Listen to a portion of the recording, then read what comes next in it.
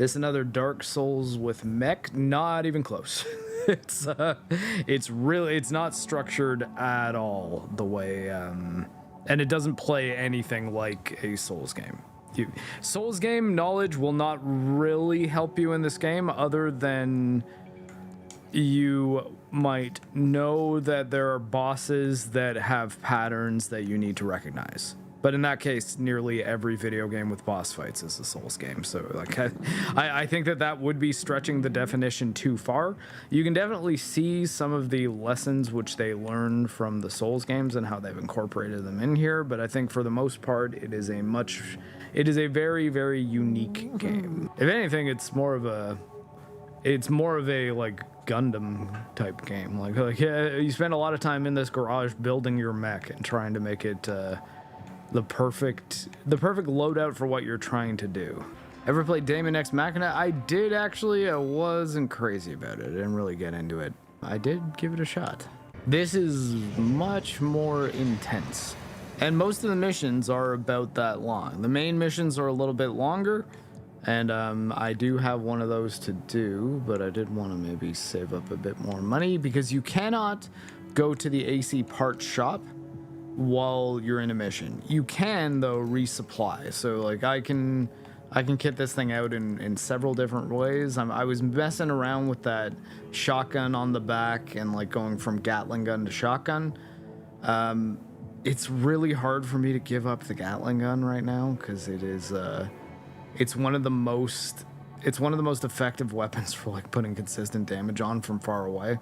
So I kind of don't want to lose it, but at the same time, you've got to be really cognizant of the fact that you may not have the right loadout for the job.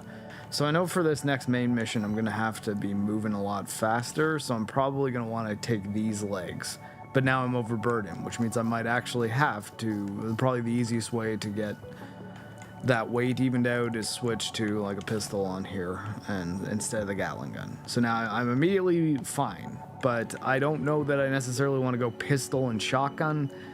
So I might want to change my back unit to something else. I could put another missile launcher just like I have on the other side. So I mean that could work. Rocket chain gun, shotgun, sword. Can we do with all hand weapons? No shoulder weapons at all. I don't know.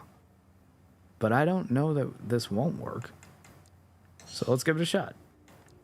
See, that is why this game is not a Souls game. Because in a Souls game, you can respec, but it's usually not, there's usually a cost to it. You need an item or something, even in Elden Ring. And while there was, I'd say about 10 of the respec items in each playthrough of Elden Ring, and obviously you can carry them between playthroughs if you're doing New Game Plus, you can respec pretty regularly, but it's still not easy. Here, what have you bought? Okay?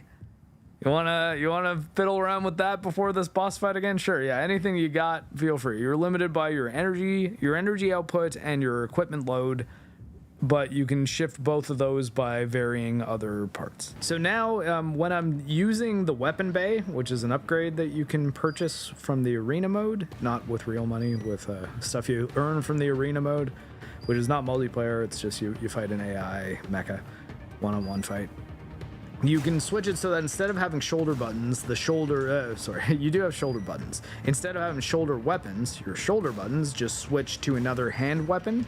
Now, you might think like, oh, okay, well, what's the point of that if you can be firing different weapons all the time? It's like, well, the thing is, you do have overheating and reload and things like that. So if you look in the bottom right, you'll see when my weapons are reloading, or you could look in the center of the screen is where those 4 bars will be the status of each one of my weapons at any given time, which Metal Commander told me, and that actually changed the way it changed what I pay attention to during combat. Thoughts on Armored Core 6? I suppose we could do as the credits are rolling, as we're wont to do, but I was way too tired to do after Baldur's Gate, because that finished late. But yeah, Armored Core 6 has beautifully designed gameplay with a whole lot of flexibility to it. It is kind of similar to some of the recent From Software experiences in the sense that you've got a lot of diversity as far as how you build your AC and what your loadouts are and how that complements your playstyle. And I think it does a very good job of streamlining that experience into making it very, very easy to, like, it trims all of the fat away from the normal From Software experience, if you want to look at it in the context of like the Souls games.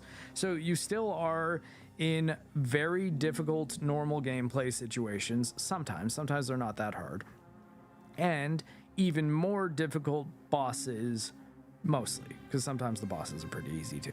But any boss could be hard depending on your playstyle and what you load in with. Now, I think I found what I'm sure will be argued as an OP build. I feel like dual Zimmermans are not something that only I'm using, because one of the things that I looked up about the, oh god, what is it called? Balaam Quest, was, yeah, shotguns are good and chicken legs are good. I'm like, okay, I'll try shotguns and chicken legs. That's all I knew. And I figured the long range shotguns would be good because I saw them there as I was shopping through them, and was like, okay, long range would be, I'm usually moving through that area, that big cylinder battlefield, at long ranges. With the agility that came with the, are these my fights? Actually, I just realized that, like, I pointed at the thing, I was like, hey, is that my mech from that?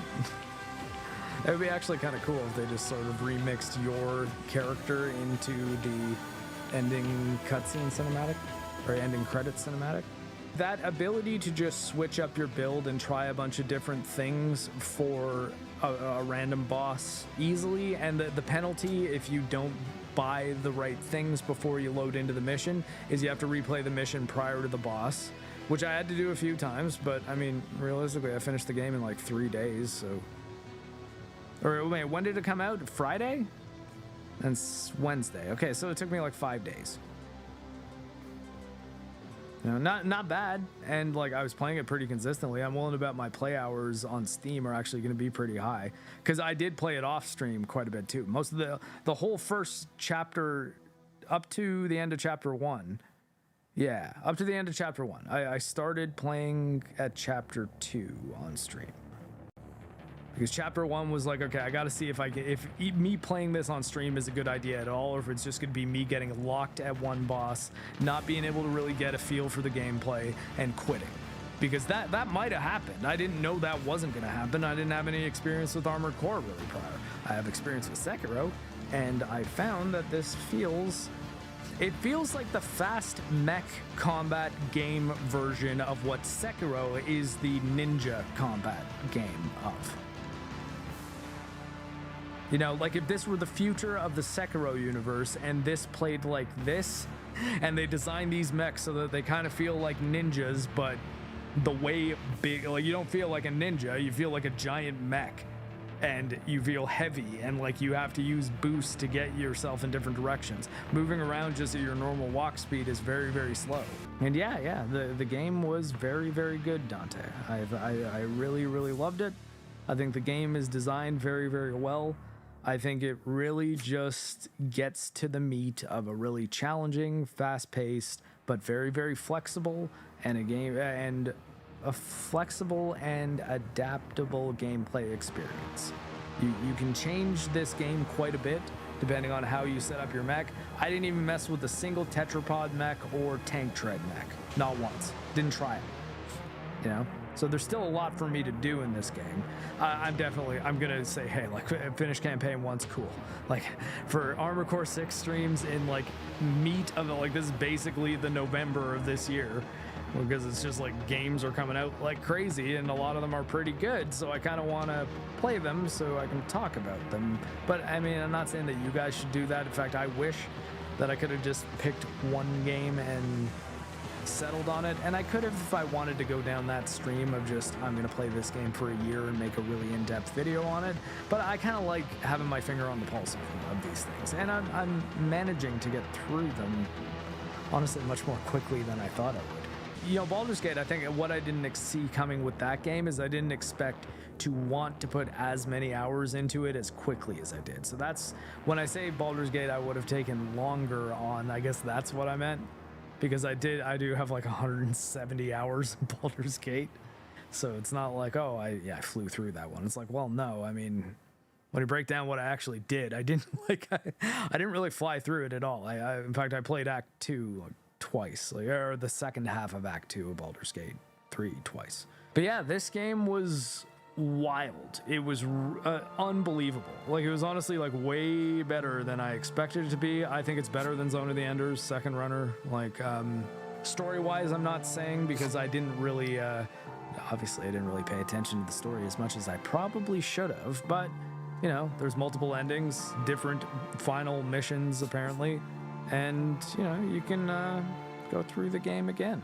I think I might give it some time, but it ran beautifully, looked amazing. I didn't feel like I needed it to be any prettier than it was. But yeah, Armored Core 6, great game. I absolutely think that if you're at all into challenging games, or challenging action games, or mech combat games, top of your list.